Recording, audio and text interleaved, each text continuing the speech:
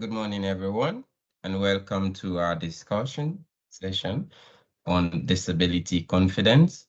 My name is Mohammed Saeed Kamara, the program coordinator for the Employers for Change.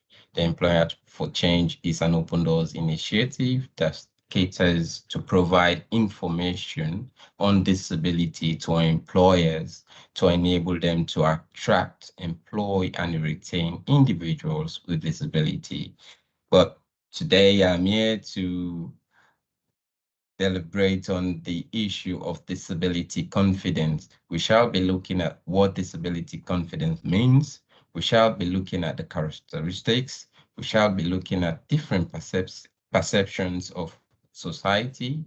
We shall also be looking at what are the relevant laws, and we shall be looking at the topic of reasonable accommodation in the workplace.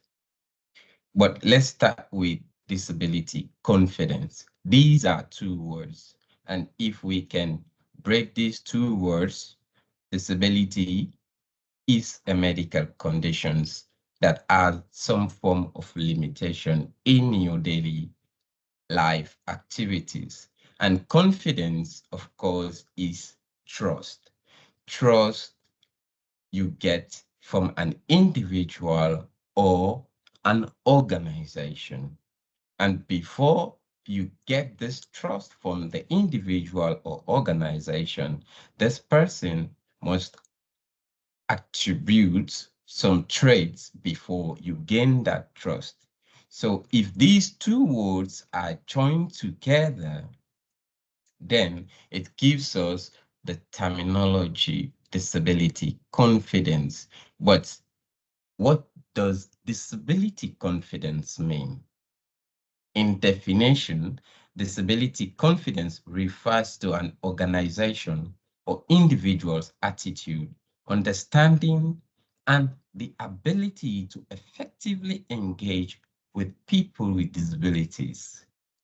It involves creating an environment where people with disabilities are valued, respected, and provided with equal opportunities. So these characteristics, these individuals or organization must have that positive attitude, must have that understanding, and must be able to create an environment where individuals with disability are valued and feel respected and given the right opportunity in the environment they find themselves. So this is what disability confidence means. And the disability confidence has characteristics before an organization or an individual is termed to be a disabled confidence. You need to have the following characteristics.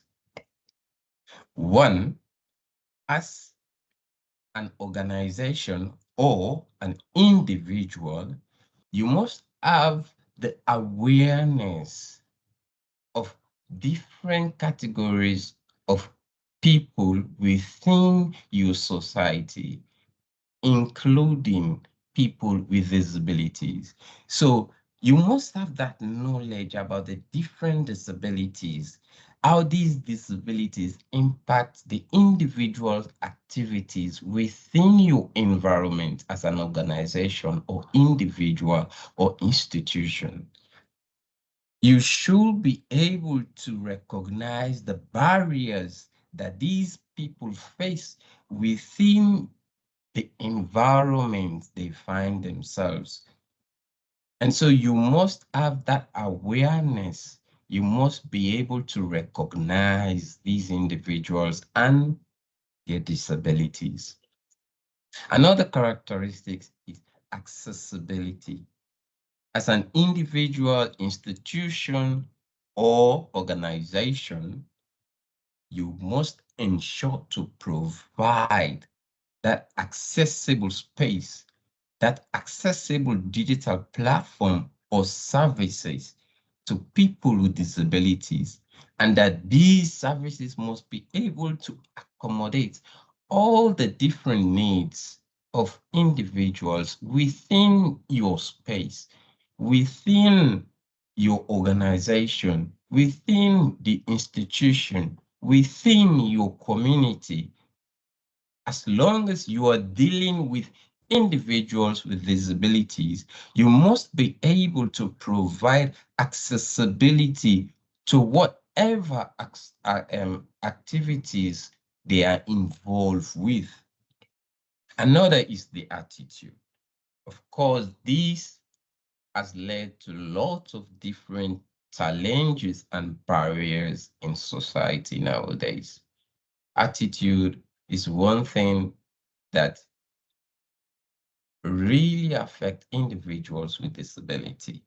So for you to be classified as a disabled confidence organization, you must have that positive attitude, that respectable attitude towards individuals with disabilities, treating them with dignity and avoiding any stereotype or discrimination.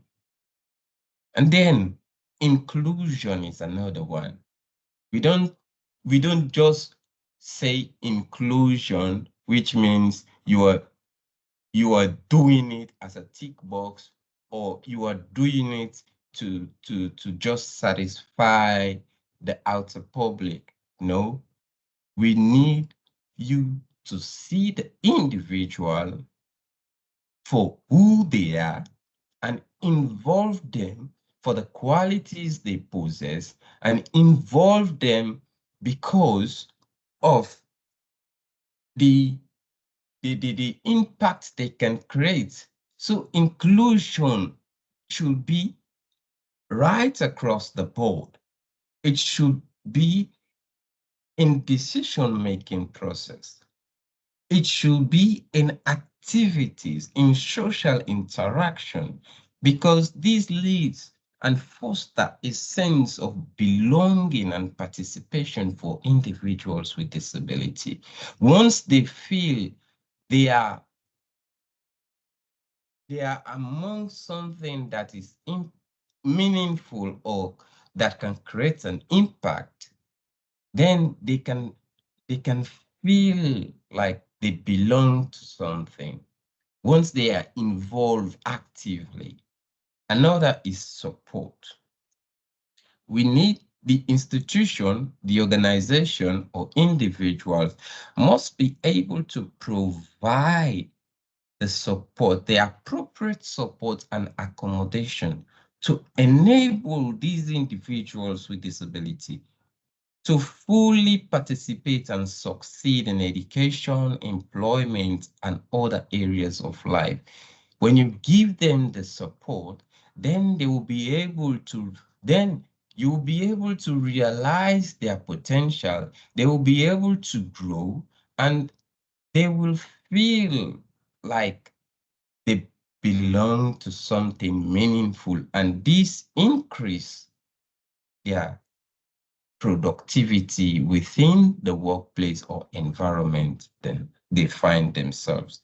And with all of these characteristics, if an organization or an institution or individual possesses, then we can classify this institution, organization, or individual as being disabled confident. But yet, there are lots of challenges in society, and some of the challenges we face are as a result of two major societal concepts, which leads us to the next topic of the disability models. Society has been viewing disability in these two perspectives, the medical and the social. The medical model tells us that the individual has a medical condition, and this condition has evolved significantly over time, leading to the inabilities that the person is undergoing. But it does not only stop there. The medical creates a problem that the individual needs to be fixed. And this perspective has led to people seeing people with disabilities as a problem, because if you feel somebody needs to be fixed, then this thing is a problem. And this has led to different perspective. They can't do this. They are confined to specific stuff, you know? So our disability is being defined by not what we can do, but what our medical condition is. The person needs assistance before they can be productive. The person suffers from this, they cannot do anything. So this medical perspective, this medical model, even though it defines the disability, but it is not what we want the society to look at. It is not what we intend society to go with, because it just looks at our medical condition from a medical perspective. And that is why, as ODI, the Towards Work program, goes with the social model. The social model shifts from the individual impairment to looking at the barriers that hinders their full participation in life. It argues that the society has created these physical, attitudinal, and communication barriers rather than our conditions. So the social model looks at, no, the world has disabled these individuals.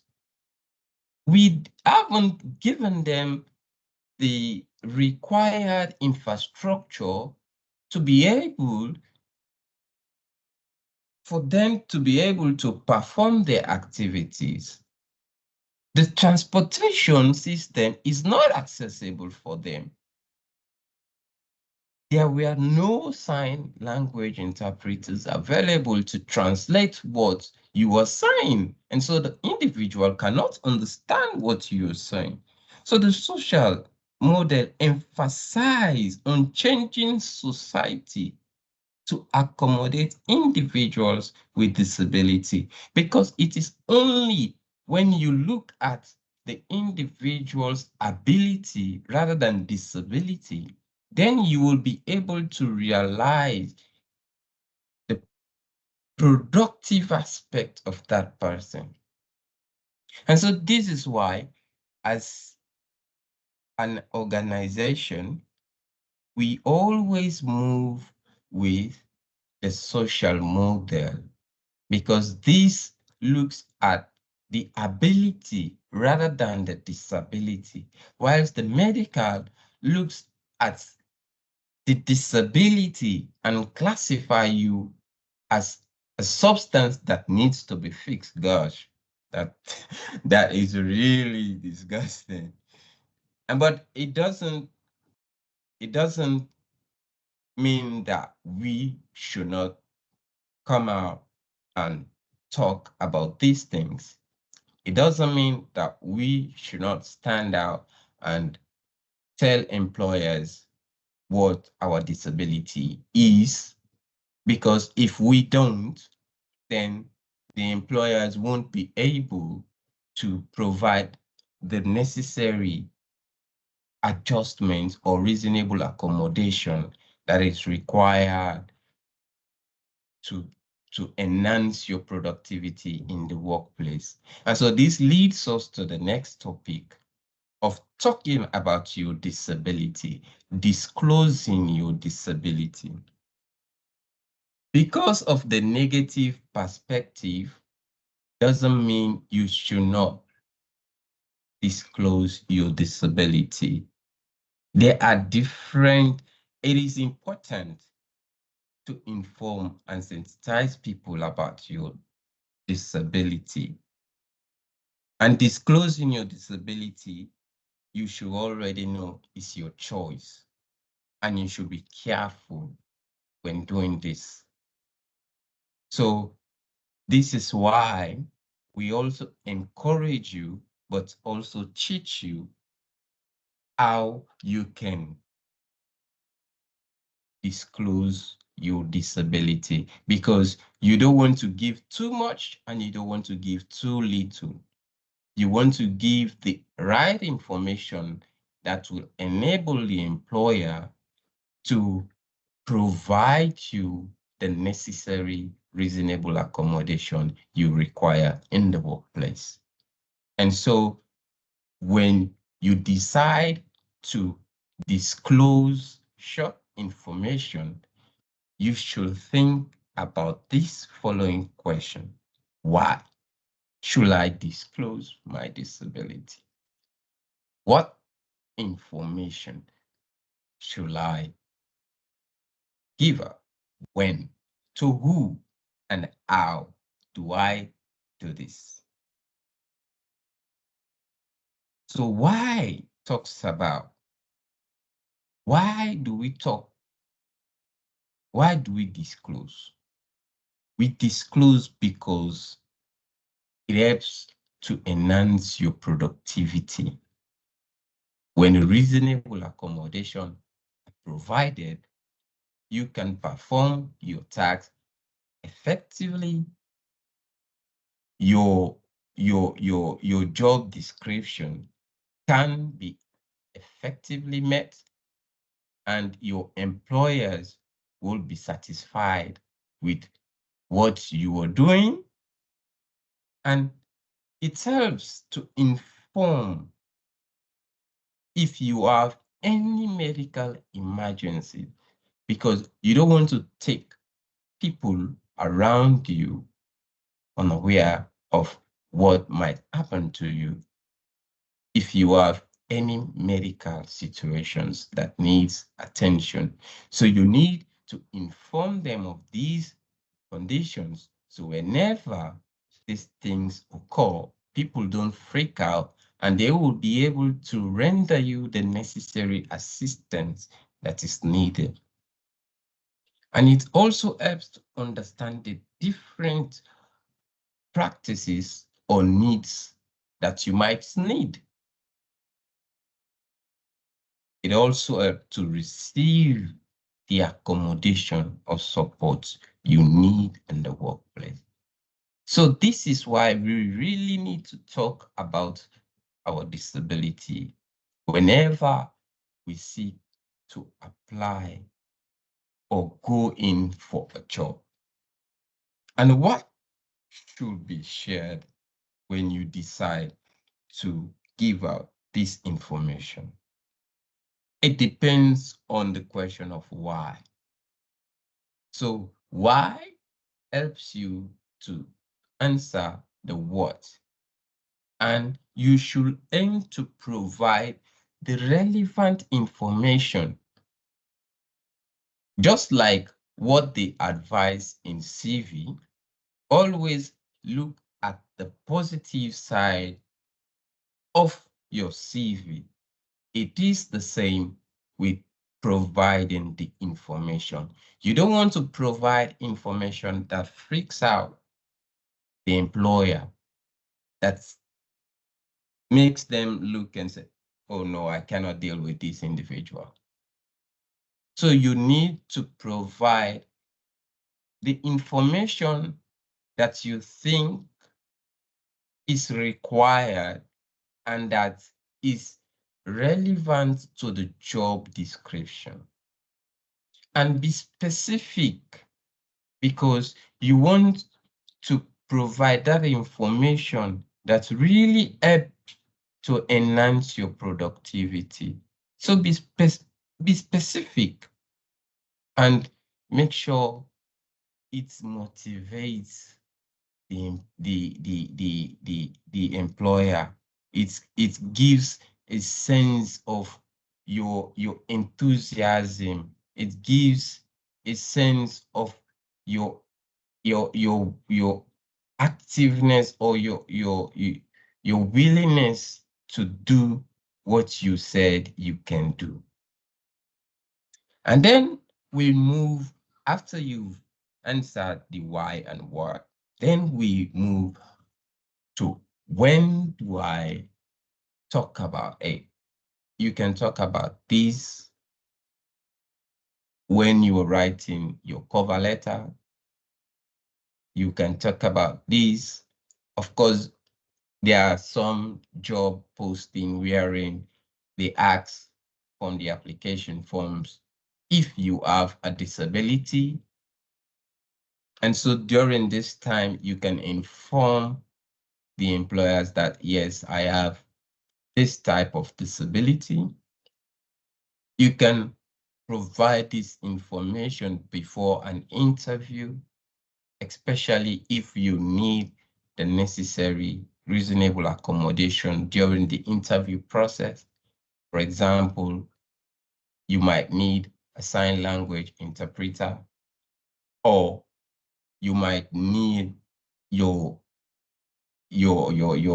interview room to be in a more spacious location, in a more accessible location, wherein you don't need to climb lots of stairs, wherein your wheelchair can be accessible, wherein the necessary accommodation are being met before you go in for your interview. And it is also important to provide this information during your onboarding stage, because you don't want your employers to start thinking otherwise. Why are you hiding stuff? Why haven't you provide this information? And if you end up going in without you providing this information, your reasonable accommodation needs might not be met, and you cannot be productive because you haven't disclosed what your needs are.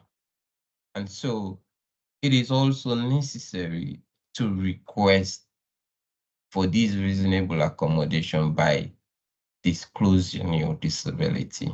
And who should you disclose your disability information to? Not just everyone, because not everyone makes decisions within the workplace. So you disclose your information to decision makers, someone who can assist in implementing the necessary reasonable accommodation, like the access or disability officer, the manager, or the person arranging your interview. These are the people you need to discuss or disclose your disability information with. And then, how do you talk about your disability? How do you disclose your disability? You can do this by email, or you can do a written request, or you can communicate verbally. You can do follow up on verbal request with an email, so there is a record and clarity in case your rights have been breached. These can serve as means to testify that yes, you request, and these are proofs that you've actually tried to request and they deny you your request during the process.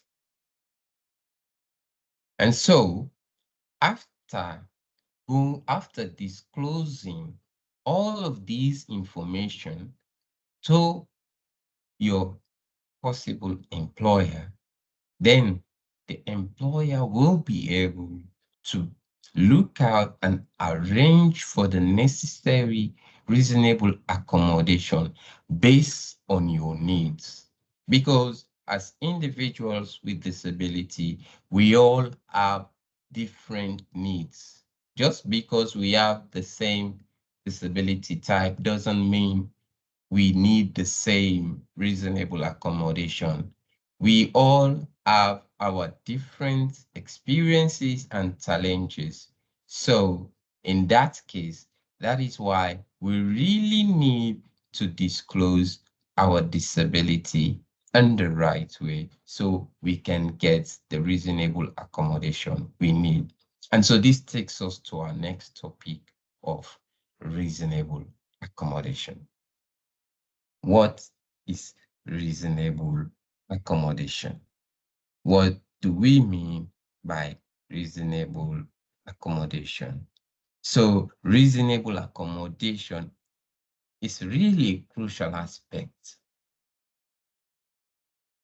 and it ensures that there is an inclusive and equitable environment for all employees, regardless, especially those with disabilities, regardless of where you're coming from. So this helps to alleviate a substantial disadvantage for a person with a disability. It involves modifying or adjusting a job, the work environment, or the way things are usually done to enable an individual with a disability to have equal opportunity, not just to get a job, but to succeed in that job, just like anyone else. This could include providing specialized equipment, modifying the work schedule, readjusting your job responsibility, because sometimes your job responsibility might vary to what you really need to do. But if the employer really needs you in the workplace, they will look at your disability and try to see how best they readjust your schedule to make sure it meets your capabilities. And the goal is to remove barriers. Remember, the goal is always to remove barrier and prevent individuals with disability from performing their tasks. So this in turn will enable you to be effective and productive in the workplace. So this is what reasonable accommodation is all about. And the criteria demands should be reasonable. The cost should be realistic for the business. You should not, as an individual with disability, you should not request for something that you know has no impact towards what you really want to do. And if the cost is too exorbitant, that cannot be considered as reasonable either. So you must be realistic to yourself, and the cost must be realistic for the business. And so if you ever think of needs that will enhance your productivity, don't forget that you have the right to request for reasonable accommodation in the workplace. And reasonable accommodation is there to enhance your productivity. But yet, we need to look at how we consider something, how employers look at equality and equity in the workplace. So this brings us to our next topic of equality and equity in the workplace. Equality is making sure everybody has the same right, the same stuff going on. But equity, in another hand, is making sure that everybody will be able to perform at the same level, even though they've been provided with the tools. But everybody, for example, you can see these two pictures. We are providing bicycle to walk, but in providing the bicycle to work, you never consider the individual with disability, or even look at the kind of bike you're giving the child. If you're given, if you have these two individuals, we are just using these two pictures to show the different disabilities in the workplace. Not just we just want to use a child, but to show the different disabilities in the workplace. If this person is having this kind of disability and this is having, the child I will consider is the invisible type of disability, and the person on the wheelchair is the visible type of disability. And so these two people have different needs, even though both of them have the right to reasonable accommodation, but their needs differ. A person on a wheelchair might need this type of bicycle, and a person with invisible type of disabilities might need this type of reasonable accommodation. So equity is making sure that everybody has opportunity that meets their needs.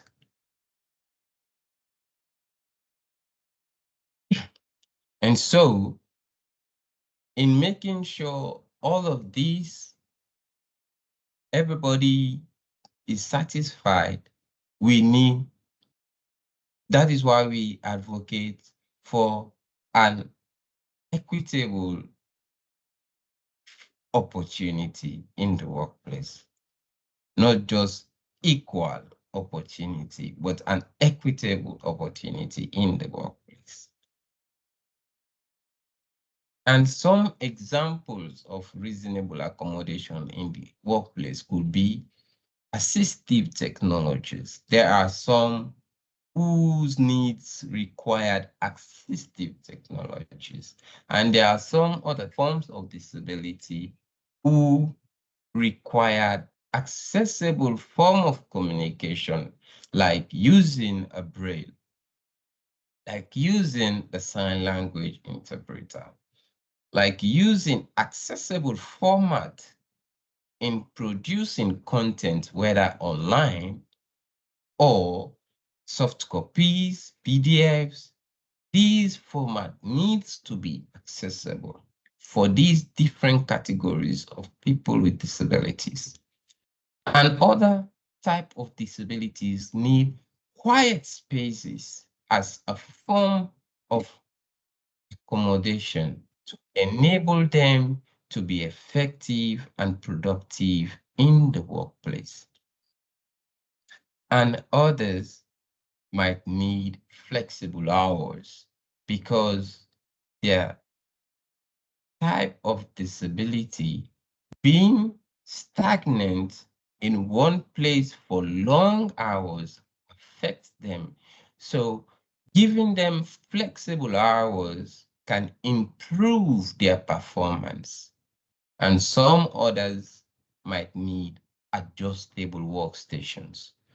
The table, the chairs should be adjustable, should meet their level, should be movable, should not be stagnant, because if I am on a wheelchair and I have one rock standing in front of me as a table, that has limited my movement. So if I have a movable, adjustable text that I can move around and I can use my wheelchair as a chair, then you have enhanced my productivity. You have enhanced my needs in the workplace.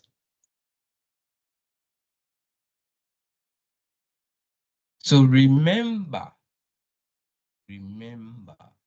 your disability and lived experience are unique to you. You are the expert in knowing what you can do and what support you need. You only need to share information you are comfortable with. No more, no less. You only need to share information relevant to the role and work. And you don't need to just talk about your disability because you want to be sympathized with. No, no, no. Give the relevant information specific to the role and work you are going for. And so this is all about reasonable accommodation in the workplace. It is your right. In Ireland, it is a right. And if these rights are not met, then there are other things that comes after, which leads us to the next topic of the legal framework in Ireland that tells you reasonable accommodation is your right. If somebody discriminates against you in the workplace, it is a crime. This is a crime. So in Ireland, there are several key pieces of legal form of legislations that form the backbone of disability rights in the context of employment. And this ensures inclusivity, equality in the workplace. The Employment Equality Act is one. And this prohibits discrimination on 9 specific grounds, including disability. It covers all aspects of employment, such as pay, working condition, training, and promotion. These acts mandate reasonable accommodation. So they mandate employers to provide reasonable accommodation, which tells you that reasonable accommodation is a right. And it's asking employers to adapt the workplace or the position to meet the employee's needs, unless if these adjustments will impose a disproportionate burden on the employer. That means these adjustments that you require are too much that it will cost the business into a loss. Then the employer is not obliged to provide such accommodation. And another is the Equality Status Act. This also prohibits discrimination, and it tries to emphasize on accommodation as well, and access to education, and in the employment sphere, it's indirectly creating more inclusive environment, the Equality Status Act, because it looks at how you progress within the employment environment. And of course, the Disability Act is more specifically targeting towards people with disabilities.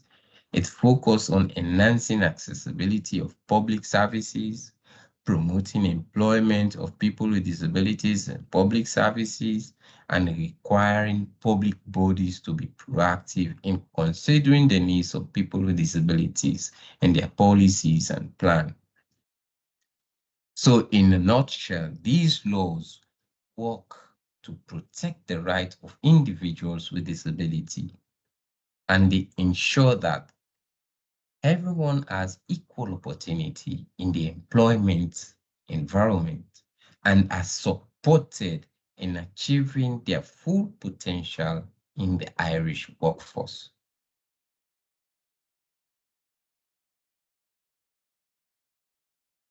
And if you think your rights have been breached, these are the institutions that you can have a talk with. And these institutions can tell you more about these different acts because they are the custodians of these laws. Towards work is just a service that tries to inform you and not experts in making laws. So we just tell you what's the basic things that we think you should know as an employee. But if you really need to know more, the Irish Human Rights and Equality Commission can enlighten you on these different legislations. The Workplace Relation Commission is also another that you can go and have a chat with, and they will be able to discuss in further details about these different legislations we've just talked about.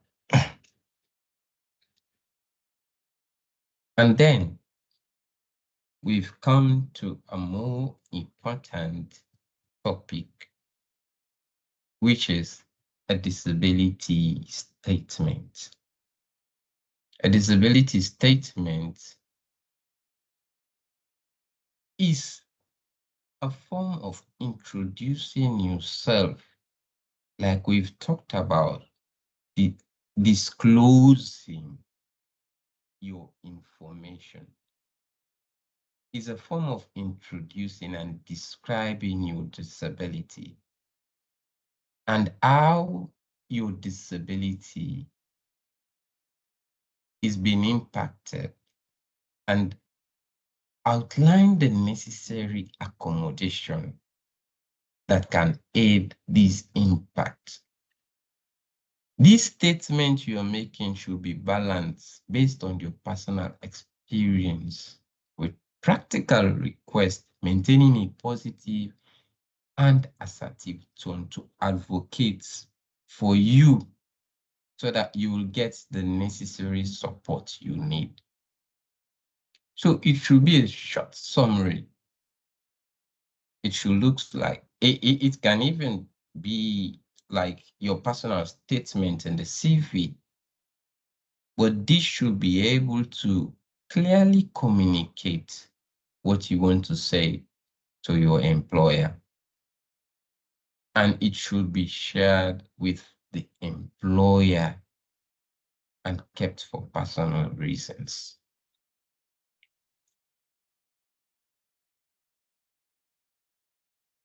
And what should be included in this personal statement? A brief description of your disability.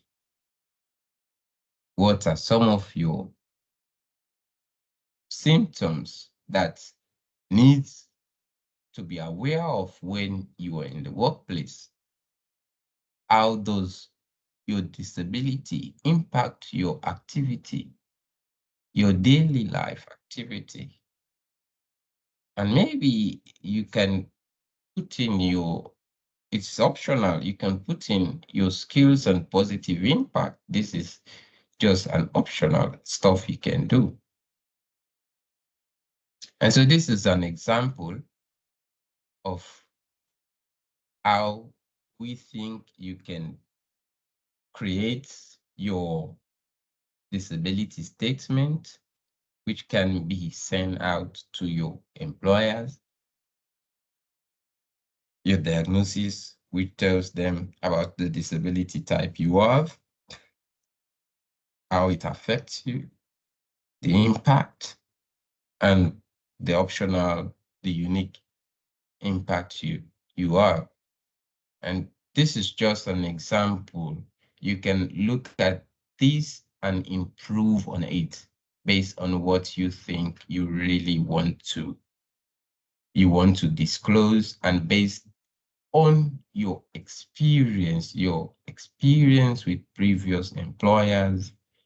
All of this information is up to you, whether you feel like you want to disclose or you don't. It's your right. And so, with this come to an end of our discussion. I want to thank you all for joining me today here, and I hope you enjoy this presentation. But before we close, I just want you to know that the Towards Work provides support for people with disabilities to access employment. It provides information. You can check our websites, www.towardswork.ie or info@towardswork. You can also check us on LinkedIn. And of course, the Employers for Change is a disability information service for employers. We provide free trainings for companies. And these trainings include disability awareness, accessibility, reasonable accommodation, and more. You can also find us on www.employersforchange.ie or email us at info@employersforchange.ie. You can also find us on LinkedIn, Employers for Change, and on Instagram. Both programs are on LinkedIn and Instagram. So with this, I will say sluncher and thank you. See you next time. Thank you so much. Thank you so much, Mo. It was very useful information. Have a good day. Thank you. No problem. Bye bye. Bye now. Bye.